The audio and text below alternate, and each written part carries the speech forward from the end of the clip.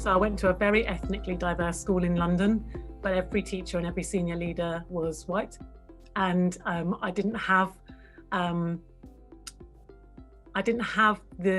vision or being able to see anybody at the top, even though from the age of 14, I knew I was going to teach, I knew I was going to be in a school, and I knew I wanted to lead. My father was from India, my mother's from Australia, of Irish heritage, and they got together in London. And to just make sure that everything was nice and straight, we emigrated to Canada in the 60s. So my sense of identity has always been quite plural. So in the early part of my career, being a gay man, I really felt that it could hamper my career, and certainly in certain schools and certain school communities, that if I was out and open, then I might not get the career progression that I wanted. Coming from business into a primary school, it really was, there were no challenges necessarily from the community, from my colleagues, or in necessarily being a leader within the school, but certainly challenges about the way that I might address questions that may be asked, or how I responded to particular questions. The challenges as a British Muslim, for me, haven't necessarily been things that I've personally experienced.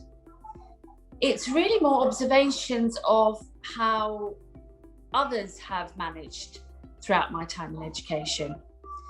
Things that I've particularly noticed are very well-meaning people in education, but sometimes inadvertently and clumsily have caused children or other members of staff to feel in some way different or other.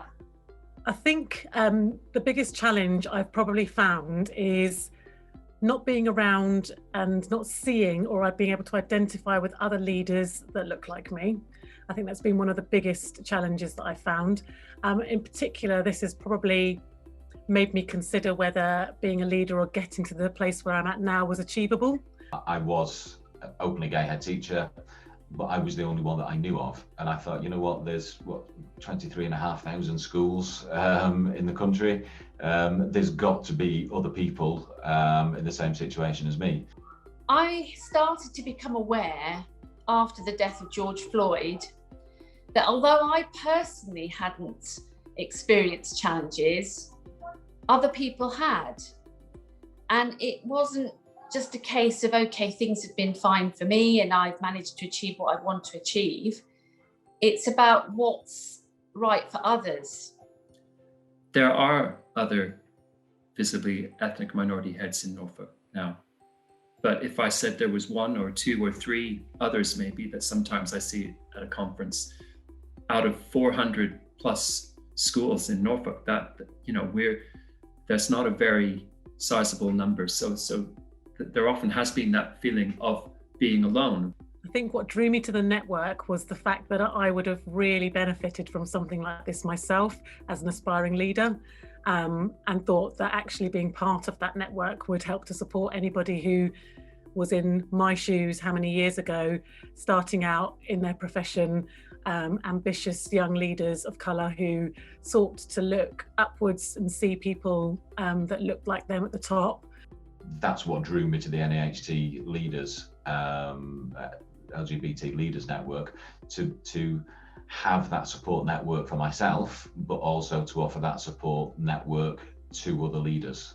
For me, it was, I wanted to bring a positive aspect, and actually to be able to share that with colleagues or with the wider education really, that there is a positive side to it, that people didn't have to be concerned about it necessarily. Be private if you wish, don't come out if you wish, it's absolutely, your choice, but that there was a voice there that was a supportive voice, and it was somebody to go to if you just needed an ear to bend, I suppose. Prior to being in the network, I might attend a course or a meeting and just glance around the room and think, oh gosh, I'm the only non-white person here, or person of colour. And then I would just sort of push that thought to the back of my mind. I think, well, it doesn't matter, you know, why are you worrying about that? But by being in a network, it's almost like being in a virtual conference or meeting where everybody is of colour. Sometimes when you start this journey, you just have to be brave. You just have to step forward, and you just have to take the risk or whatever. And I think it's been easier knowing that I'm part of a group, even if I'm not contributing a lot to the group all the time, but just keeping an eye on what's happening. And I'm hearing a very different commentary on experiences from the BAME WhatsApp feed. Just that it's been such an eye-opening kind of learning curve, because I didn't realise a group like this existed, and I didn't realise that other senior leaders felt the same way I did. Gives me courage to tackle what can be quite sensitive issues. It allows me to sort of run through ideas with other people in the group and saying, you know, I'm thinking of doing this in my school. It gives me confidence. So really it is a soundboard, or I would see it as a soundboard going forward, to be able to allow every school or every organisation to offer LGBT plus support for staff, pupils and the wider community. We are on our way already irreversibly towards a culture that is going to look very, very different from 35, 40 years ago, and the sorts of ways that race and ethnicity were talked about. It comes back to leaders being able to be themselves in their workplace, and the positive benefits that also has for the children. Eventually we have kids in school looking up to a diverse leadership team, which is what they should see. And therefore the expectation of our younger generation will be that there will be a mixed ethnic bag at the top.